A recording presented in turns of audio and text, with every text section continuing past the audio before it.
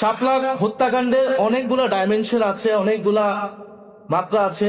তবে একটা কথা বলে রাখা ভালো, আজকে যে আমরা দাবি এখান থেকে উঠাচ্ছি যে এক যুগ চলে গিয়েছে বিচারহীনতার, আমরা আজকে এসে জুলাই পরবর্তী বাংলাদেশে এসে আমরা এটা বিচারের দাবি জানাচ্ছি।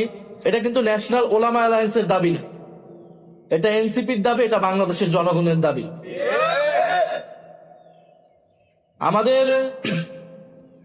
আমরা জানি 13 সালের প্রেক্ষাপটটা,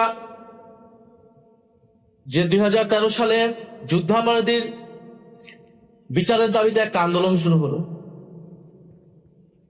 এবং শেখ হাসিনা সরকারের রাষ্ট্রীয় পৃষ্ঠপোষকতায় সে আন্দোলনকে উস্কানি দেওয়া হলো বিরোধী দলকে, বিরোধী মতকে দমন পীড়নের জন্য। জামাত ইসলামী নেতাদেরকে সেই সময় হত্যাকাণ্ড করার একটা প্ল্যাটফর্ম হিসেবে একটা স্টেজ করা হলো শাহবাগের আন্দোলনকে, এবং সেই আন্দোলনে ইসলাম বিদ্বেষকে প্রশ্রয় দেওয়া হলো।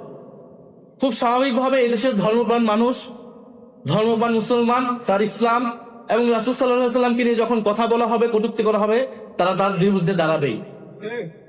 এবং আপনারা তথ্যচিত্র দেখবেন, হেফাজত সেই সময় অনেকবার বলেছে যে যুদ্ধাপরাধীর বিচার নিয়ে কিন্তু তাদের কোনো ইস্যু ছিল না। তাদের ইস্যুটা যে এখানে ইসলামের বিরুদ্ধে যারা কটূক্তি করে তারা এইখানে এই আন্দোলনটাকে নেতৃত্ব দিচ্ছে এবং ইসলাম বিরোধী নানান ধরনের বক্তব্য সেখান থেকে আসছে, এবং তারা তাদের একটা দাবি দাওয়া নিয়ে নাগরিক অধিকারের জায়গা থেকে তারা ঢাকা শহরে এসেছিল সমাবেশ।